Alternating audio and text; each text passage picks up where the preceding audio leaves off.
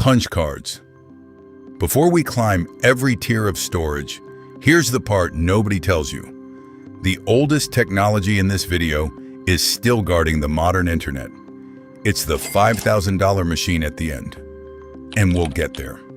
It all starts with cardboard. One punch card held 80 characters, which is less than a single text message. A real program was a stack of thousands of cards, carried in boxes and fed into a reader one card at a time. The software that helped put astronauts on the moon began its life as holes in paper. And here's the frame for everything that follows. Storage is always a trade between three things: price, speed, and survival. Every tier on this ladder picks a different balance. Cardboard picked cheap and permanent as long as nobody dropped the box. Because that was the danger. Drop the stack and your program becomes a shuffled deck of 2,000 cards. Programmers numbered every single card by hand for exactly that reason. A surviving card sells for about $1 today, the cheapest thing in this video. Optical discs, the shiny tier. A laser reads microscopic pits pressed into plastic, 700 megabytes on a CD, 4.7 gigabytes on a DVD, 25 gigabytes per layer on a Blu-ray. Enough that the PlayStation 5 still ships games on it today. In the 90s, this felt like the future. One disc replaced an entire box of floppies, a whole movie, or an entire encyclopedia on something you could mail in an envelope. But capacity was never the real superpower here. Permanence is. A $3 disc needs no power and no maintenance. Leave it in a drawer for 20 years and it plays back exactly the same. The weakness isn't the disc, it's the drive. Most laptops quietly removed it years ago, so your perfectly preserved collection is slowly turning into data you can hold but never open. Immortal information trapped behind dying hardware. USB flash drives. This is where storage learned to live in your pocket. The first model appeared in the year 2000 and held 8 megabytes. Today, $10 buys you 256 gigabytes on a keychain, with zero moving parts to break when it falls.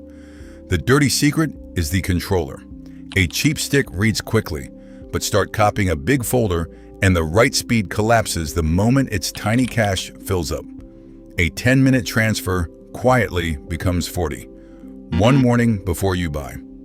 Online marketplaces are full of fake drives that report 2 terabytes, but physically contain 64 gigabytes. They delete your old files in the background to keep the illusion alive. If the price looks impossible, it is. Micro SD cards smaller again. A full terabyte on something the size of your fingernail. These cards live inside phones, drones, cameras, and the Nintendo Switch. A fast 256 gigabyte model costs about $30, reads at around 300 megabytes per second. And the A2 mark on the label means it's rated to run apps, not just store photos. The trade is a lifespan. Flash memory wears out a little with every write, and these cards get the cheapest memory of all. Put one in a dash camera, recording all day, every day, and it can die within a year. Worse, flash slowly leaks its electrical charge. Leave a card unpowered in a drawer for years, and files can simply vanish. The exact opposite of that Blu-ray. Tiny, cheap, convenient. Just never make it the only copy. Hard drives. Quick question. What's inside your main computer right now? A hard drive or an SSD? Drop it in the comments. And if this is finally making storage make sense, hit the like button. It genuinely helps the channel. Now, the mechanical survivor. Inside a hard drive, metal platters spin 7,200 times per minute while a tiny arm hovers above them, physically flying to wherever your data sits. IBM built the first one in 1956. It weighed over a ton and held 5 megabytes. 70 years later, the design survives for one reason. Nothing else comes close on price. $60 buys a full terabyte and around $300 buys 20. Every photo you will ever take with room to spare. That's why they still fill data centers and home servers. The cost is physics. That ARM has to travel. So opening lots of small files feels like sending a librarian running between shelves for every single page. Big, cheap, patient, and painfully slow the moment you're in a hurry. SATA SSD, the first upgrade people actually feel. Replace the spinning metal with flash memory, and there's no ARM, no motor, no waiting. A computer that took a minute to start is ready in 15 seconds for about $100 for a full 2 terabyte drive. I personally think this is still the best money you can spend on an old laptop. It fits the exact same slot the old hard drive lived in. Nothing else makes a 5-year-old machine feel new again. There's a ceiling though, and it's not the memory. It's the cable.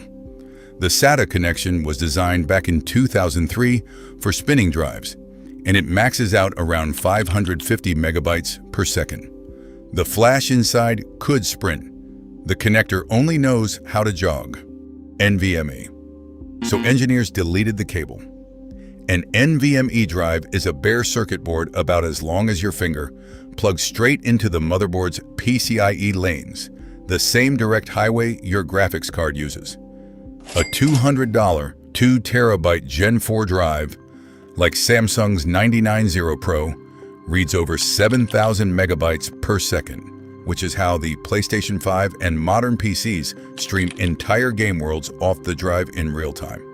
Gen 5 doubles that again, past 14,000, and runs so hot that some models ship with their own cooling fan. Two traps hide in the price tags.